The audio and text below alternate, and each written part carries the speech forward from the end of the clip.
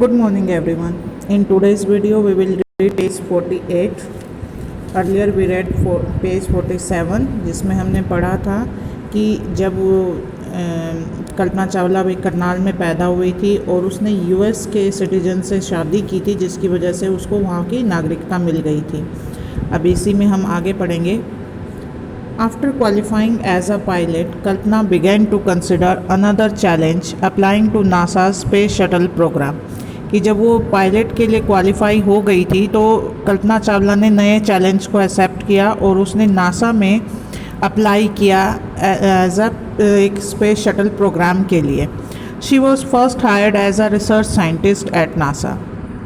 पहले उसको research scientist के तौर पर नासा में सेलेक्ट किया। रिसर्च मीन्स होता है शोध करना, जो किसी भी चीज़ के ऊपर इसमें जो भी स्पेस से रिलेटेड होता है उसमें रिसर्च करने के लिए जो साइंटिस्ट होते हैं रिसर्च साइंटिस्ट कहलाते हैं और उसके लिए उसको पहले सेलेक्ट किया गया।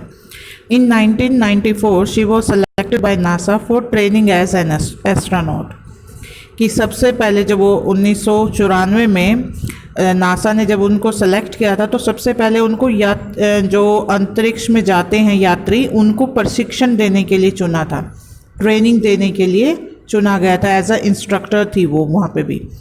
When asked what it was like being a woman in her field, she replied, "I really never ever thought while pursuing my studies or doing anything else that I was a woman or a person from a small city or a different country."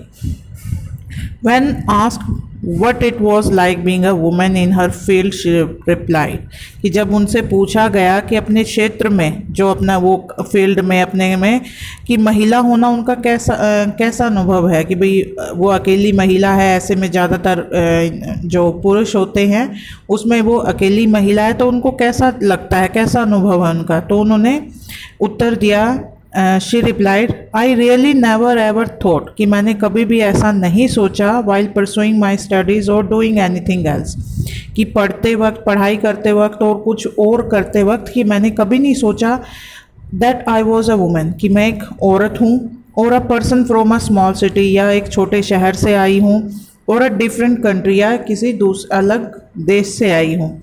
I pretty much had my dreams like any one else कि मेरे भी अपने सपने थे जैसे और दूसरों के सुंदर सपने होते वैसे ही मेरे भी सपने थे।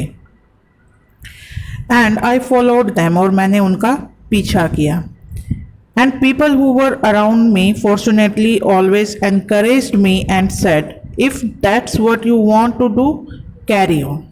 और उसके बाद कि वो कहते कि और जो लोग मेरे चारों ओर थे और उन्होंने भाई सौभाग्य से मेरा साथ दिया, मेरा हौसला बढ़ाया और उन्होंने बोला कि अगर ये वही है जो तुम करना चाहती हो तो इसी में आगे बढ़ती रहो, कि आगे जाओ और इसको कंटिन्यू रखो। कल्पना's first space mission in Space Shuttle Columbia was 15 days, 16 hours and 34 minutes long. कल्पना का जो प्रथम अंतरिक्ष अभियान था कोलंबिया अंतरिक्ष यान में वो 15 दिन 16 घंटे और 34 मिनट लंबा था। During this time she went around the earth 252 times. इस दौरान उसने पृथ्वी के 252 चक्कर लगाए।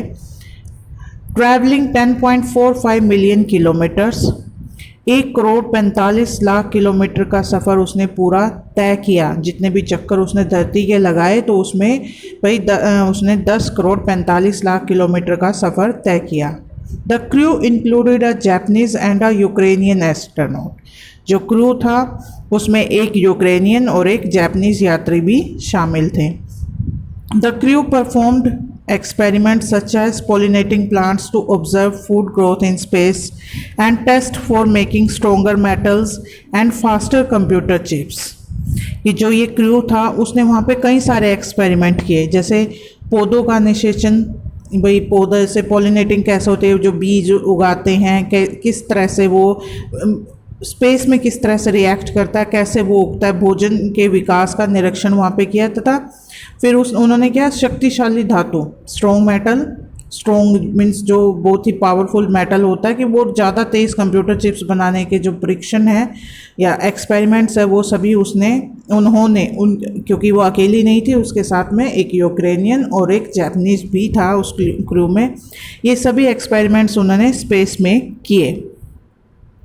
All for a price tag of about $56 million.